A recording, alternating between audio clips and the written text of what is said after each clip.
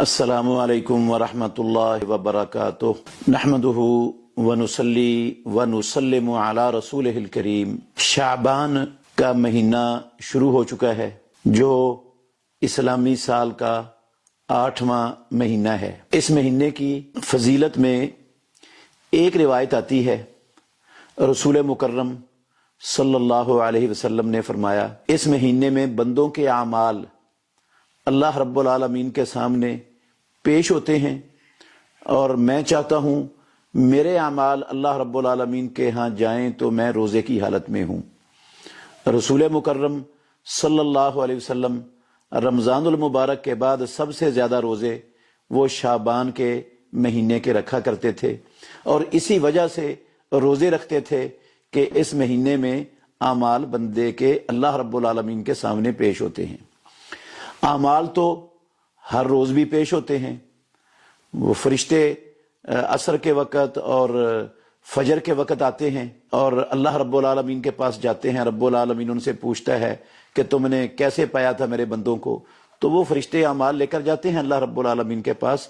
وہ روزانہ کی پیشی ہے، اور ایک جو ہے نا وہ ہفتہ بار بھی پیشی ہوتی ہے۔ وہ ہے نا رسول اللہ صلی اللہ علیہ وسلم ہر سوموار اور ہر جمعرات کا روزہ رکھتے تھے۔ آپ سے پوچھا گیا تو آپ صلی اللہ علیہ وسلم نے فرمایا، میں اس لیے روزہ رکھتا ہوں کہ ان دنوں میں اعمال اللہ رب العالمین کے سامنے پیش ہوتے ہیں، میں چاہتا ہوں کہ میرے اعمال پیش ہوں تو میں روزے کی حالت میں ہوں۔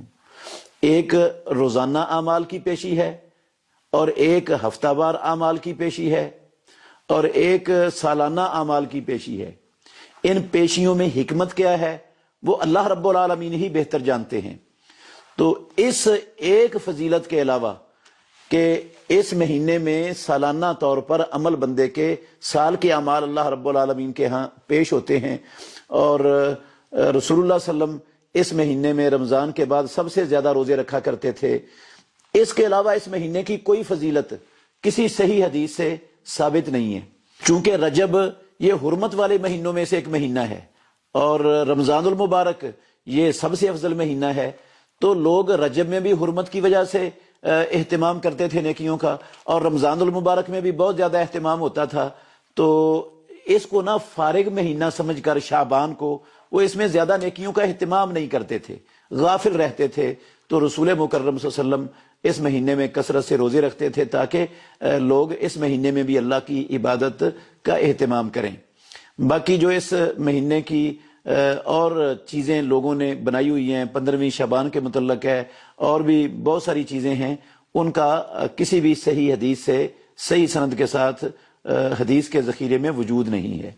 تو ہم اگر اس مہینے میں کچھ کرنا چاہتے ہیں تاکہ اللہ کے مقرب بن جائیں، تو ہمیں رسول مکرم صلی اللہ علیہ وسلم کے طریقے پر چلتے ہوئے کثرت سے اس مہینے میں روزے رکھنے چاہیے۔ البتہ ایک بات ذہن میں رکھنی چاہیے کہ رسول اللہ صلی اللہ علیہ وسلم تو کثرت سے روزے رکھتے تھے، لیکن آپ صلی اللہ علیہ وسلم نے اپنی امت کو 15 شعبان کے بعد روزے رکھنے سے منع فرما دیا ہے۔ ہاں، اگر کوئی ہر سوموار جمعرات کو روزہ رکھتا ہے تو وہ 15 شعبان کے بعد جمعرات اور سوموار کا روزہ رکھ سکتا ہے، لیکن صرف جو ہے نا وہ شعبان کی وجہ سے اگر روزے رکھتے ہیں تو یہ رسول اللہ صلی اللہ علیہ وسلم نے امت کو منع کیا ہے۔